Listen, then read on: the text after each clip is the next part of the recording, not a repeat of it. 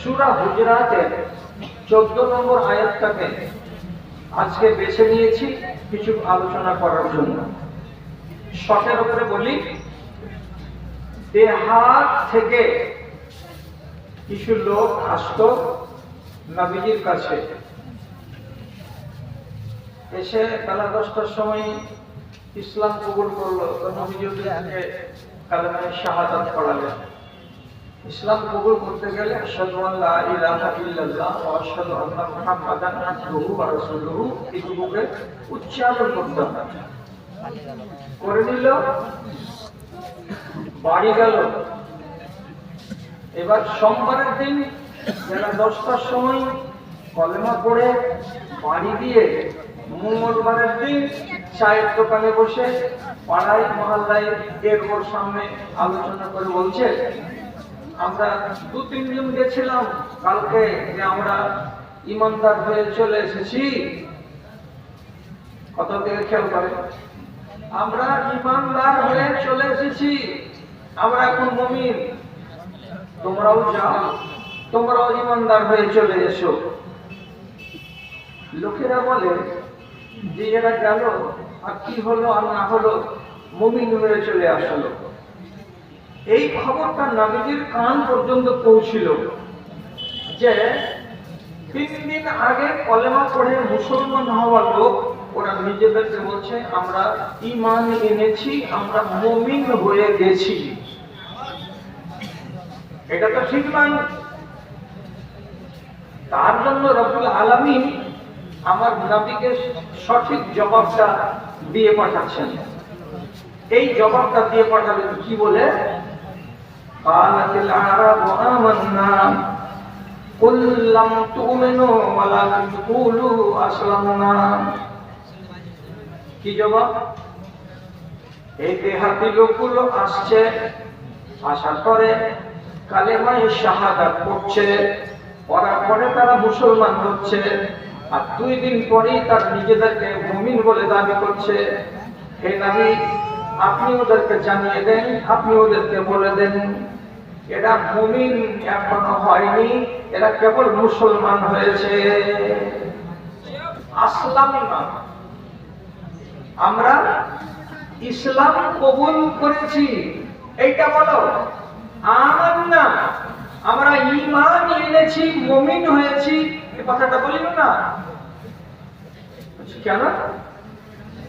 কলেমা পড়ার পরে নিজেকে মুমিন বলা যাবে না? না। মুমিন কবে বলা যাবে তাহলে? কি বারের দিন তাহলে আমরা নিজেদেরকে বলবো যে আমরা মুমিন? তার জবাব আল্লাহ তাআলা ওইখানে দিয়ে দিচ্ছেন।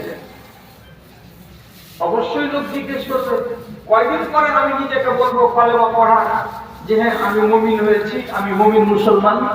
তখন রব্বুল আলামিন বলছেন, ইন তুতিউল্লাহ ওয়া রাসূলাহু লা ইয়ালিকুম মিন আমালিকুম শাইআ।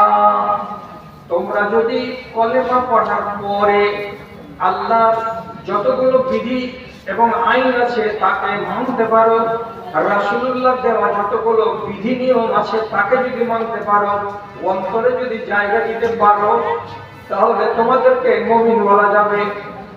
যতক্ষণ পর্যন্ত তোমরা আল্লাহ এবং তার রাসূলের আইনকে মেনে দেখাতে পারবে না, করে দেখাতে পারবে না, ততক্ষণ পর্যন্ত তোমাদেরকে মুমিন বলা যাবে না।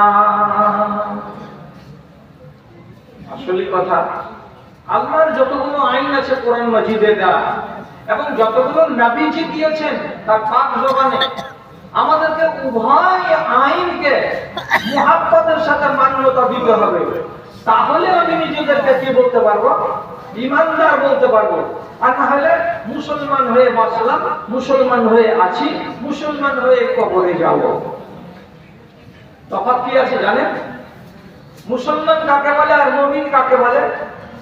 দুটার ভেতরে তফাৎ আছে, অবশ্যই জেনে রাখবেন।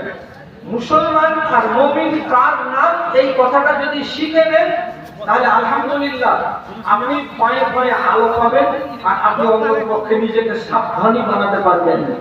নবীজি হাদিসের ভেতরে বলছেন, আল মুমিনুনা হাইয়িনুনা ওয়াল লাইয়িনুনা কাল ইবলিল আনফে। মুমিন কাকে বলা হয়? বলছে মুমিন হয় তারা নরম খেয়ালে, এবং মুমিন তারা কারা হয়, যারা আনুগত্য করে, যারা ইতাত গুজার হয় তাদেরকে। কেমন ইতাত গুজার হয়, কেমন ফরমাবরদার হয়? রাসূলুল্লাহ বলছেন একটা 4 কুইন্টাল ওজনের লম্বা চওড়া উঁচা একটা উটকে তার মালিক তার নাকটাকে ছিদ্র করে, আর করার পর একটা লোহার কড়া লাগিয়ে দেয়, আর ওই কড়াতে একটা সুতা বেঁধে দিয়ে 5-6 হাত লম্বা সুতাটাকে যদি একটা নাবালক বাচ্চার হাতে তুলে দেওয়া যায়, আর বাচ্চাটা যদি ওই 4 কুইন্টাল ওজনের উটটাকে ধরে টানে, ওই ছোট বাচ্চাটা যেদিকে টেনে টেনে নিয়ে যাবে উটটাকে, ওদিকে এই উটটা নিজের মনে মনে মনে মনে হেঁটে হেঁটে যায়। হুজ্জতি করে না, তর্ক করে না, এমনি করে টানাটানি করে না। কেন? আমার নাকে আমার মালিকের লাগাম লাগানো আছে। মালিক যেদিকে টানবে সেদিকেই যাব, আর মালিক যেদিকে টানবে সেদিকে যদি না যাই, তাহলে মালিক আমাকে বাড়ি নিয়ে যাবে, আর বাড়ি নিয়ে যাওয়ার পরে আমার পাকে মুড়ে দিয়ে বেঁধে আমাকে রেখে দেবে, আমাকে চালাও দেবে না, আমাকে চড়বার সুযোগ দেবে না। কেন? যে মালিকের আমি নাফরমানি করলাম। উটটা যেমন ফরমাবরদারি করে, তার মনিবের এক পা ডানে বামে যায় না, ঠিক মুমিন হলো এইরকম যে তার মনিবের সে নাফরমানি করবে না। আমার কাছে আল্লাহ আল্লাহ আমাকে আইন দিয়েছেন, রাসূলুল্লাহ আমার নেতা, উনি আমাকে আইন দিয়েছেন, আমি উনার আইনকে মেনে নেব, আমি আল্লাহর আইনকে মেনে নেব, তাহলে আমি হয়ে গেলাম ওই লাগাম লাগানো উটের মতো যে নাফরমানি করে না, আমি একদম তখন হয়ে গেলাম মুমিন।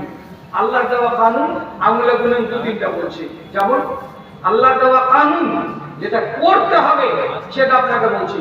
নামাজ পড়ো, রোজা রাখো, হজ করো, যাকাত দাও, সত্য কথা বলো, হালাল রুজি খাও, পর্দার সাথে থাকো, মা বাবার সঙ্গে নেক ব্যবহার করো। এগুলো আল্লাহর কানুন করা। বর্জন করো, ছাড়ো, ছাড়ার কথা বলছি, আল্লাহর কানুন। কি ছাড়তে বলছেন আল্লাহ? উদাহরণ মিশাল দিচ্ছি। চুরি করো না, ডাকাতি করো না, রাহাজানি করো না, পরনিন্দা করো না, গীবত করো না, সুদ খেও না, মদ খেও না, বেহায়া হও না, মা বাবার সঙ্গে বদসলুকি করো না। এটি না দিলাম, এটাকে ছাড়ো। নিজের তাল দেখিও না। আমি এটা বরদাস্ত করি না যে আমার আগা দিকে কেউ অন্য লোক কথা বলবে, আর এটা যদি করো সব দিকে বন্ধ করে দেওয়া যাবে। যা বলবে একদম ইশারাতে ইশারাতে বলবে, একদম আওয়াজ করবে না। এখন আপনাকে বলবো, আপনি মুমিন? ধরা আর ছাড়াতে ঠিক আছে তো? বলি হ্যাঁ, দেখছি পোস্টমর্টম করে এক্ষুনি কতখানি আপনি ঠিক আর কতখানি আপনি বেঠিক।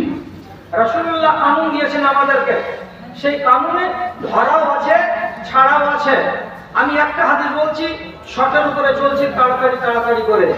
রাসূলুল্লাহ বলেছেন লানাল্লাহুল ওয়াশিমাতা ওয়াল মুস্তাওশিমাতা, আল্লাহ পাকের নবী লানত করেছেন কার উপরে?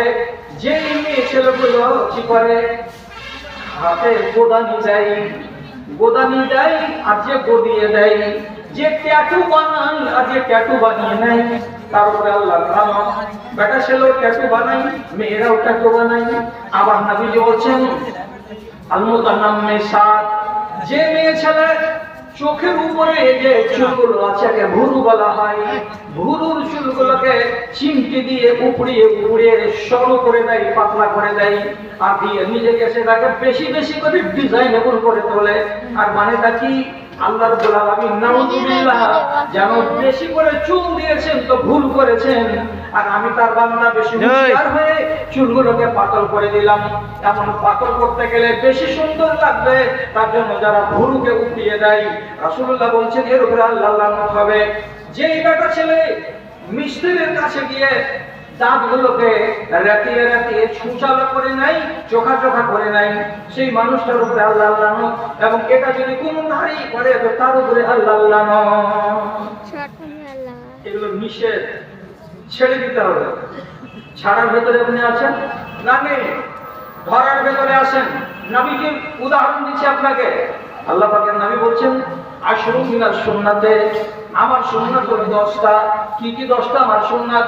গলায় পানি দিয়ে গার্গল করো ওযুর টাইমে, নাকে পানি দিয়ে নাককে ছেড়ে দাও ওযুর টাইমে, দুটো হলো সুন্নাত।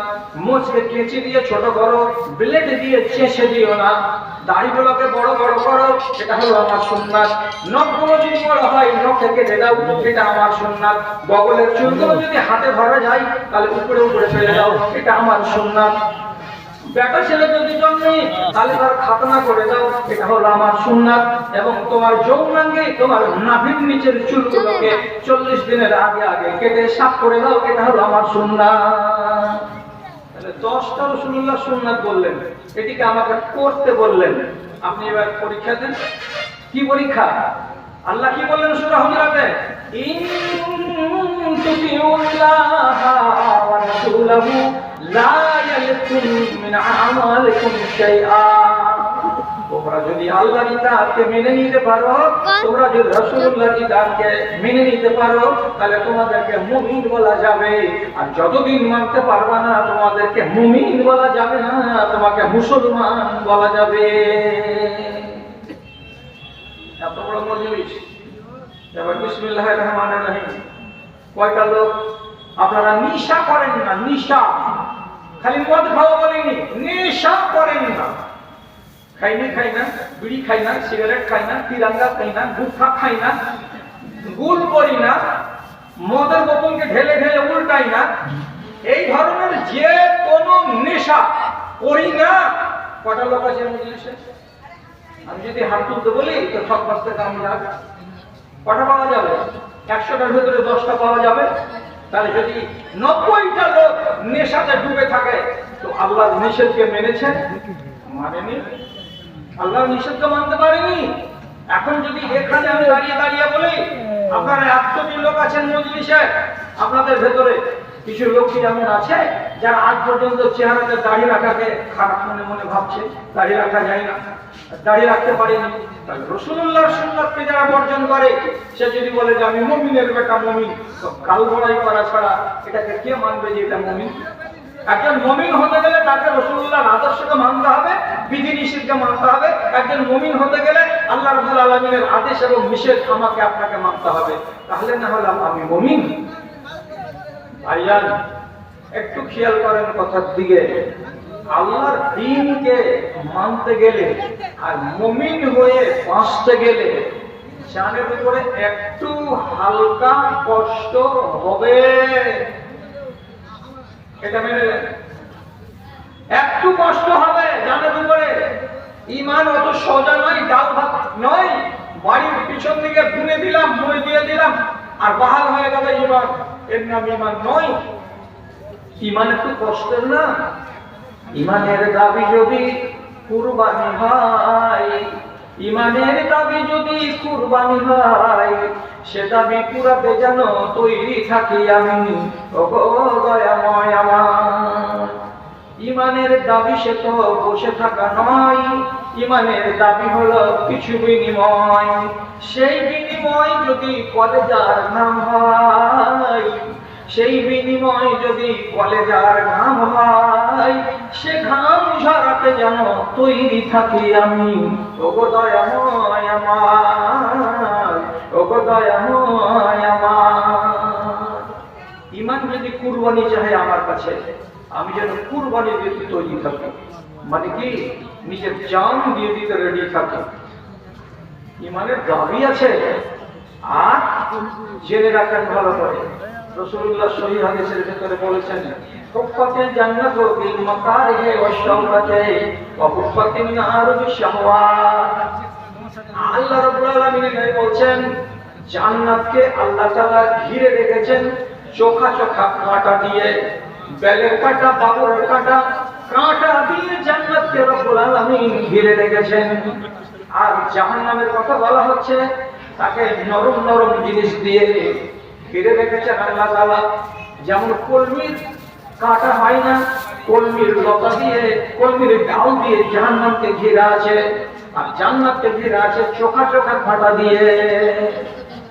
আপনি বলবেন বুঝবার কিন্তু উল্টা। কি বুঝবার উল্টা? জান্নাতকে আল্লাহ তাআলা ঘিরলেন কাঁটা দিয়ে, কেন? আরে কোনো মানুষ যদি পড়ে যায় হোঁচট খেয়ে জান্নাতে, তো জান্নাত তো ভালো জায়গা, ওইটাকে কেন আল্লাহ তাআলা কাঁটা দিয়ে ঘেরতে গেলেন? জাহান্নাম হলো কঠিন জায়গা, মানুষ পড়ে গেলে জ্বলে শেষ হয়ে যাবে। এইটাকে রব্বুল আলামিন কাঁটা দিয়ে ঘেরতেন, খোঁজ টোজ দিয়ে ঘেরতেন, যাতে কোনো মানুষ যেতে না পারে। একে ঘেরতেন কলমু লতা দিয়ে, আর জান্নাতকে আল্লাহ তাআলা ঘেরলেন কি দিয়ে? তো চোখা চোখা কাঁটা দিয়ে। এটার আবার কি মানে হলো? মানে হলো এই কথাটাকে বুঝবে, জান্নাতকে ঘিরে আছে কাঁটা দিয়ে, এর মানে হলো এই জান্নাত যদি হাসিল করতে চান মনে কাঁটা লাগবে, জান্নাত যদি হাসিল করতে চান তাহলে আপনার দেহে কাঁটা লাগবে। এই কাঁটা যদি বরদাস্ত করতে পারেন তাহলে জান্নাত পাওয়া যাবে, আর কাঁটা যদি বরদাস্ত করতে না পারা যায় তাহলে জান্নাত পাওয়া যাবে না। কলমি লতার মানে কি? কলমি লতা দিয়ে জাহান্নাম ঘেরা আছে, মানে রাসূলুল্লাহ বলছেন জাহান্নামকে ঘিরে রেখেছি শাহওয়াত দিয়ে। শাহওয়াত মানে কি? আপনার মন যেটা চাইবে সেটা আপনি করবেন, আপনার মুখ যেটা চাইবে সেটাই আপনি খাবেন, আপনার চোখ যেটাই চাইবে সেটা আপনি দেখবেন, আপনার কান যেটাই চাইবে সেটাই আপনি শুনবেন। কানে যেটা শুনতে পাওয়া যাবে না সেটাও যদি শুনেন, চোখে যেটা দেখতে পাওয়া যাবে না সেটাও যদি দেখেন, মুখে যেটা ঢোকানো যাবে না সেটাও যদি ঢুকান, তাহলে পরে এটা হলো কি? নিজের শাহওয়াতকে মেনে চলা। শাহওয়াত মানে কি? নিজের খায়েশ অনুযায়ী চলা, নিজের ইচ্ছা মতো চলা। তো যে মানুষ দুনিয়াতে নিজের ইচ্ছা মতো জীবন কাটায় সেই মানুষটার জন্য জাহান্নামকে আল্লাহ রাব্বুল আলামিন বলছেন কলবির লতা দিয়ে ঘিরে রেখেছি, তোমার মন মতন কাজ করো, আরামে জাহান্নামে চলে যাও, তোমার ইচ্ছা মতো কাজ করো, তুমি আরামে জাহান্নামে যাও। এর মানে কি? এর মানে কি? কান দিয়ে আল্লাহ তাআলা আপনাকে কি শুনতে বলেছেন, আর শুনছেনটা কি?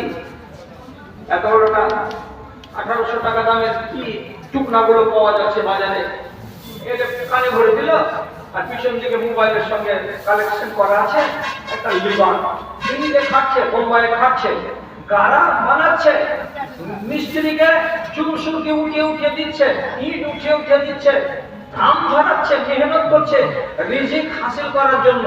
আবার সেই কুলাঙ্গারের বাচ্চা যতক্ষণ ডিউটি চলছে ততক্ষণ মাঝখানে ইবলিশ শয়তানের গান ওই স্যালাইনের মতন ঝিনঝিন ঝিনঝিন ঝিনঝিন করে ঢুকতে আছে।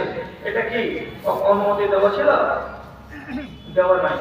মন মতো চলবে, চলো কলমি লতা দিয়ে ঘেরা আছে, জাহান্নামে পড়তে অসুবিধা হবে না।